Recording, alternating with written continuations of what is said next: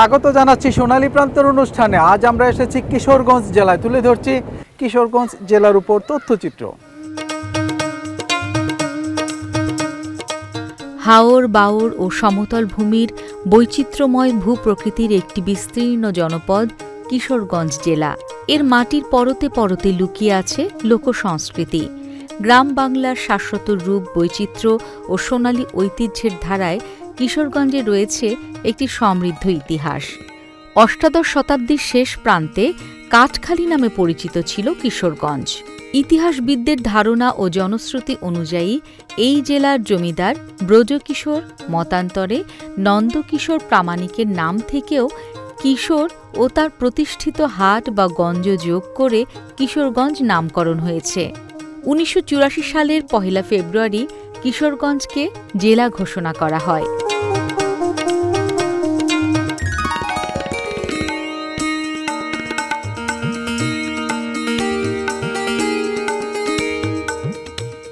দর্শক, আমরা আছি কিশোরগঞ্জ জেলার শুলাকিয়া ঈদগাহ মাঠে। এই ঈদগাহ মাঠটি প্রায় ৭ একর জায়গায় জুড়ে এর অবস্থান।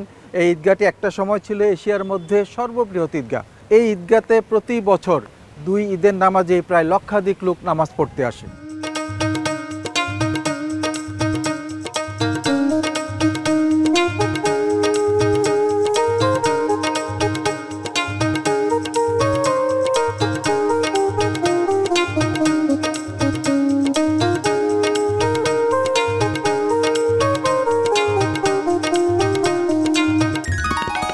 দর্শক, আমরা আছি কিশোরগঞ্জ জেলার মিঠামন হাওরে।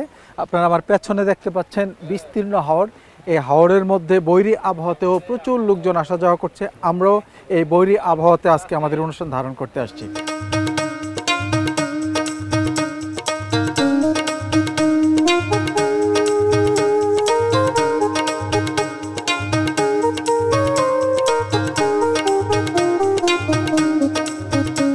এ জেলার মানুষ বর্তমানে শিক্ষা সংস্কৃতিতেও অনেক এগিয়ে রয়েছে। দর্শক, আমরা আছি কিশোরগঞ্জ জেলার ইটনা উপজেলায়। আপনারা যে বিশাল ভবনটি দেখতে পাচ্ছেন, এটি হচ্ছে ইটনা সরকারি টেকনিক্যাল স্কুল অ্যান্ড কলেজ। এই ভবনটি নির্মাণ করেছে শিক্ষা প্রকৌশল অধিদপ্তর কিশোরগঞ্জ জেলা, প্রায় 18 কোটি টাকা ব্যয়ে। এই হাওরের মধ্যে এমন একটি বিশাল প্রকল্প বাস্তবায়ন করা ছিল অনেক বড় চ্যালেঞ্জিং। তবু শিক্ষা প্রকৌশল অধিদপ্তরের প্রকৌশলীবৃন্দ রাত দিন পরিশ্রম করে এই প্রকল্পটি বাস্তবায়ন করেছে। শিক্ষা সংস্কৃতিতে এগিয়ে থাকা এ জেলার বিভিন্ন উপজেলায় রয়েছে প্রচুর শিক্ষা প্রতিষ্ঠান।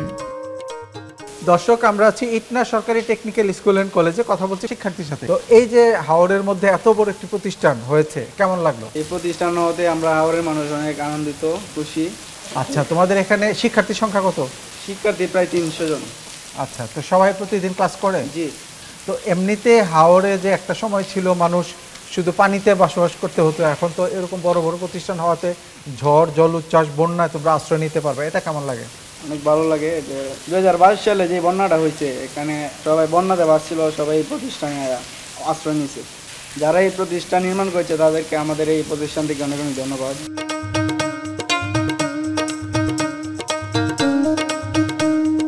দর্শক, আমি কথা বলছি শিক্ষা প্রকৌশল অধিদপ্তর কিশোরগঞ্জ জেলার ইটনা উপজেলার দায়িত্বে যিনি আছেন প্রকৌশলীর সাথে। আচ্ছা, আপনারা এই যে এত বড় একটি প্রকল্প বৈরী আবহাওয়াতে এবং এই দুর্গম এলাকায় বাস্তবায়ন করেছেন, কিভাবে করেছেন? আসলে এটা বাস্তবায়ন করতে হাওরের যে পরিবেশ, এখানে আপনার কখন বৃষ্টি নামবে, কখন ঝড় হবে, এটা আসলে বলা খুবই মুশকিল। আমরা সবসময় চেষ্টা করছি কাজ ঠিক রেখে, কাজের গুণগত মান ঠিক রেখে সবসময় তদারকির মাধ্যমে, ঝড় বৃষ্টির মাধ্যমে এই কাজটা সম্পন্ন করার জন্য আমরা অতি দ্রুতই সময়ের পার হওয়ার আগে আমরা এই কাজটা শেষ করছি আর কি। অনেক ইতিমধ্যে হ্যান্ডওভার করে দিয়েছে? হ্যাঁ, হ্যান্ডওভার হয় নাই, তবে হ্যান্ডওভার প্রক্রিয়া চলমান আছে।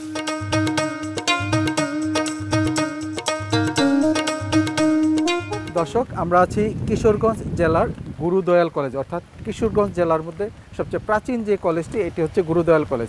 আপনারা আমার পেছনে যে নান্দনিক ভবনটি দেখতে পাচ্ছেন, এই 10 তলা নান্দনিক ভবনটি নির্মাণ করেছে শিক্ষা প্রকৌশল অধিদপ্তর কিশোরগঞ্জ জেলা, প্রায় 13 কোটি টাকা ব্যয়ে। এ জেলার বিভিন্ন শিক্ষা প্রতিষ্ঠানে শিক্ষা প্রকৌশল অধিদপ্তর বেশ কয়েকটি নান্দনিক ভবন নির্মাণ করেছে। দর্শক, আমি কথা বলছি শিক্ষা প্রকৌশল অধিদপ্তর কিশোরগঞ্জ জেলার নির্বাহী প্রকৌশলী জনাব মোহাম্মদ আরিফুল ইসলাম খানের সাথে।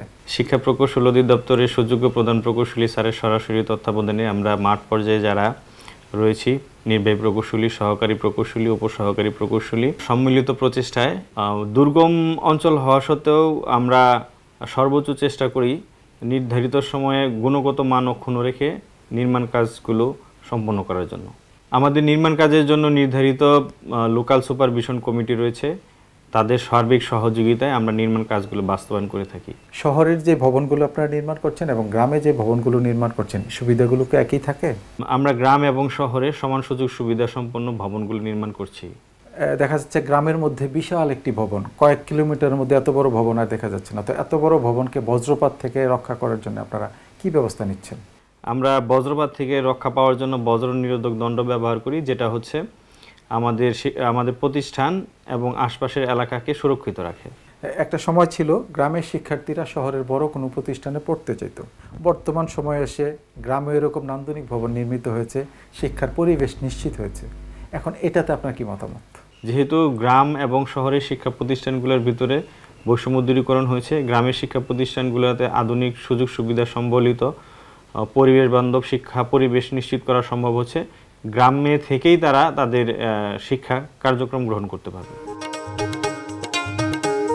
এটি ছিল বাংলার 12 ভূঁইয়া প্রধান ইশাখার দ্বিতীয় রাজধানী। প্রত্নতাত্ত্বিক নিদর্শন হিসেবে এখানে রয়েছে একটি প্রাসাদ, একটি শাহী মসজিদ ও একটি দুর্গ, যা ইশাখার দুর্গ নামে পরিচিত। দর্শক, আমরা আছি কিশোরগঞ্জ জেলার করিমগঞ্জ উপজেলার ইশাখার জঙ্গলবাড়িতে, অর্থাৎ বাংলার 12 ভূঁইয়াদের শ্রেষ্ঠ ভূঁইয়া ইশাখার দ্বিতীয় রাজধানী ছিল এটি। এটি 1581 থেকে 1599 সাল পর্যন্ত প্রায় 18 বছর ইশাখা এই বাড়িতে ছিলেন এবং এখান থেকে উনি শাসন কার্য পরিচালনা করতেন বা জমিদারি দেখাশোনা করতেন।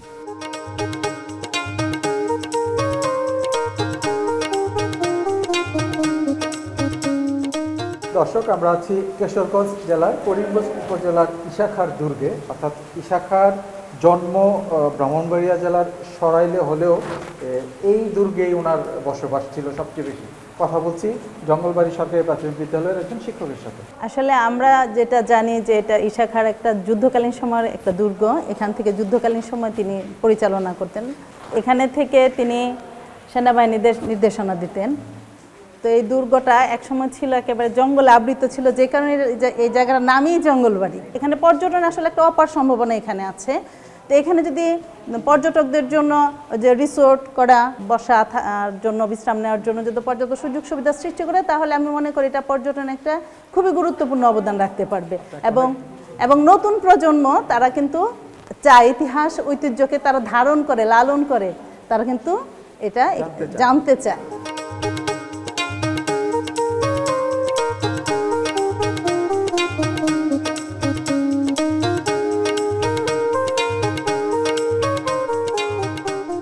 দর্শক, আমরা আছি কিশোরগঞ্জ জেলার হাড়ুয়া এলাকা। আপনারা আমার পেছনে যে মসজিদটি দেখতে পাচ্ছেন, এই মসজিদটি হচ্ছে ঐতিহাসিক পাগলা মসজিদ। এই মসজিদটি ইশাখার বংশধর জিলকদর খান অথবা জিলকদর পাগলা সাহেবের নাম অনুসারে নির্মিত হয়েছে।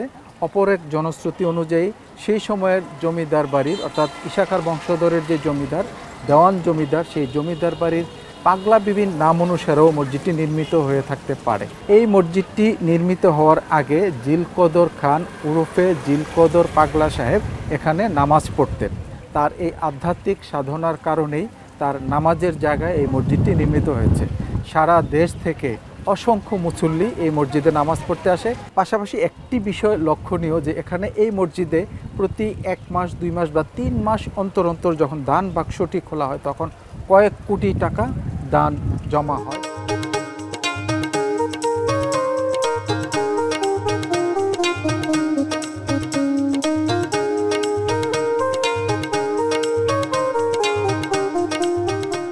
দর্শক, আপনারা দেখছেন সোনালী প্রান্তর অনুষ্ঠান। নিয়ে নিচ্ছে ছোট্ট একটি বিরতি। বিরতির পর শীঘ্রই ফিরে আসছি।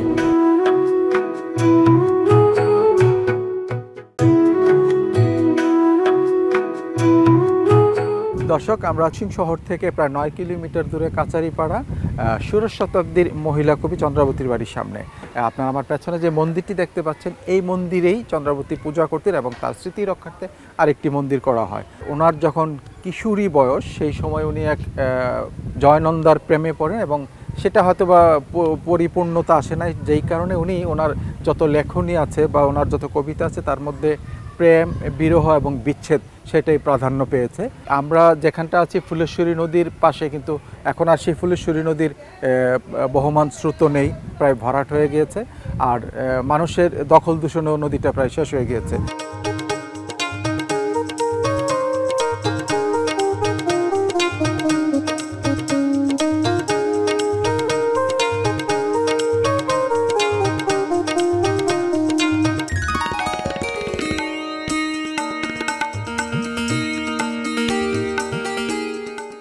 দর্শক, আমরা আছি কিশোরগঞ্জ জেলার হোসেনপুর উপজেলার গাঙ্গটিয়া জমিদার বাড়িতে। বাংলাদেশের বর্তমানে একমাত্র জীবিত জমিদারের বাড়ি এটি।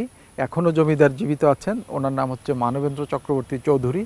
ওনার সম্পদের পরিমাণ এত বেশি যে আমাদেরকে দেখানো হয়েছে যে যত দূর আমাদের চোখ যায় তত দূর পর্যন্ত ওনার এখনও সেই পরিমাণ সম্পদ বা জমি আছে। দেশ বিদেশের অনেক দর্শনার্থী এখানে ঘুরতে আসে।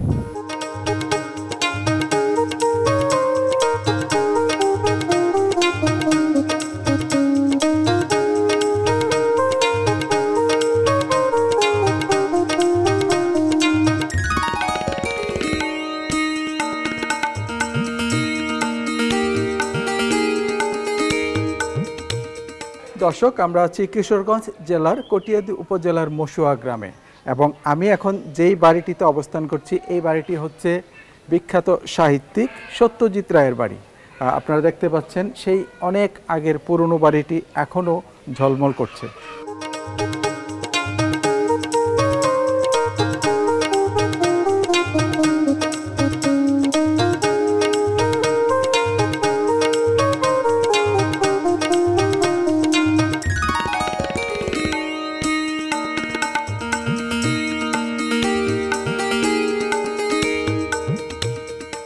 এলাকাটা অনেক উন্নয়ন হয়েছে, দেশ বিদেশ থেকে বিভিন্ন দূর থেকে, ইন্ডিয়া থেকে লোকজন আসে এখানে। তার পূর্বপুরুষরাও কিছুদিন আগে আসছিল, আমার সাথে সাক্ষাৎ হয়েছিল। এটা একটা ভূমি অফিসের অধীনস্থে আছে বর্তমানে এই জায়গাটা।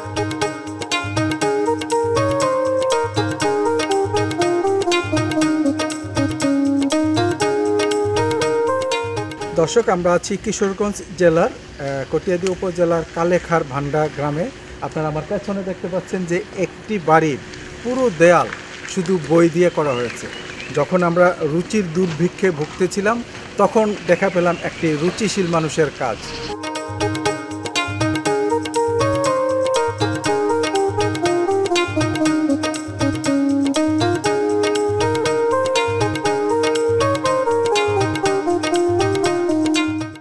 দর্শক, আমরা আছি কিশোরগঞ্জ জেলার নিকলি উপজেলা। আপনারা আমার পেছনে যেই নান্দনিক ভবনটি দেখতে পাচ্ছেন, এটি হচ্ছে মোহরকোনা আশরাফিয়া দাখিল মাদ্রাসা ভবন। এই ভবনটি নির্মাণ করেছে শিক্ষা প্রকৌশল অধিদপ্তর কিশোরগঞ্জ জেলা। এই মাদ্রাসাটি প্রতিষ্ঠিত হয়েছে 1969 সালে। বর্তমানে এখানে শিক্ষার্থীর সংখ্যা প্রায় 600। সবচেয়ে মজার ব্যাপার হচ্ছে এই যে হাওড় এলাকায় বন্যা, ঘূর্ণিঝড়, বিভিন্ন প্রতিকূল পরিবেশে এখানকার মানুষের বসবাস। ভবনটি এমনভাবে নির্মাণ করা হয়েছে, নিচতলা ফাঁকা রেখে চারতলা যে ভবনটি, এর মধ্যে এমন একটি সিঁড়ি করা হয়েছে বা র্যাম্প করা হয়েছে, যার মাধ্যমে যদি কোনো সময় বন্যা বা ঘূর্ণিঝড় হয় তাতে এখানে মানুষ তার গবাদি পশু সহ আশ্রয় নিতে পারবে। এই প্রতিষ্ঠানে শিক্ষা প্রকৌশল অধিদপ্তর একটি নান্দনিক 4তলা ভবন নির্মাণ করেছে। ভবন নির্মাণের ফলে শিক্ষাঙ্গনের পরিবেশ অনেক উন্নত হয়েছে। দর্শক, আমরা আছি কিশোরগঞ্জ জেলার নিকলি উপজেলার মোহরকোনা আশরাফিয়া দাখিল মাদ্রাসার মাঠে। কথা বলছি অত্র মাদ্রাসার সম্মানিত ভারপ্রাপ্ত সুপারের সাথে। আমাদের নতুন বিল্ডিং হওয়াতে আশা করি শিক্ষার মান আরও আগের চেয়ে অনেক ভালো হবে এবং শিক্ষার্থীর সংখ্যা আরও বাড়বে এবং পাশাপাশি বন্যায় আশ্রয়কেন্দ্র হিসাবে আমরা এই প্রতিষ্ঠানটি ব্যবহার করতে পারব।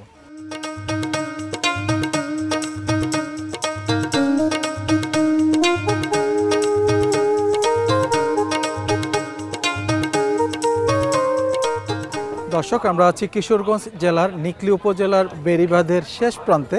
আপনার আমার পেছনে যে বিস্তীর্ণ ঢেউর রাশি রাশি দেখতে পাচ্ছেন, এটা হচ্ছে নিকলি হাওর।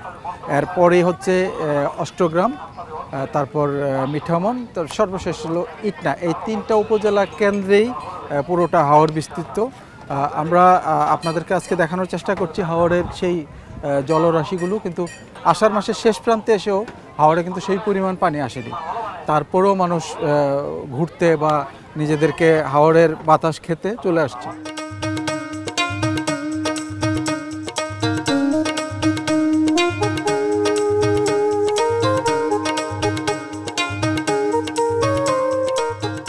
দর্শক, আমরা আছি নিকলি হাওরে, কথা বলছি একজন মৎস্য আহরণ করে এমন একজনের সাথে। কি নাম আপনার?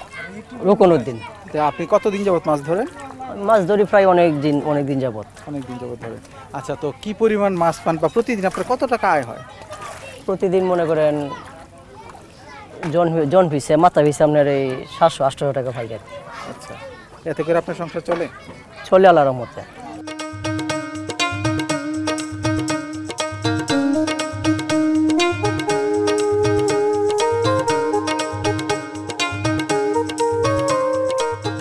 দর্শক, এতক্ষণ দেখেছেন কিশোরগঞ্জ জেলার উপর তথ্যচিত্র। আগামী সপ্তাহে একই সময়ে দেশের অন্য কোনো প্রান্তে আবারও দেখা হবে। আর অনুষ্ঠান সংক্রান্ত মতামত জানাতে আমাদেরকে ইমেল করতে পারেন। আমাদের ইমেল অ্যাড্রেস হচ্ছে sonaliprantор@gmail.com। আজ এ পর্যন্তই। সবাই ভালো থাকুন, সুস্থ থাকুন এবং নিরাপদে থাকুন। আল্লাহ হাফেজ। তোমরা বাজাও রে ঢোল, বাজাও রে বাঁশি।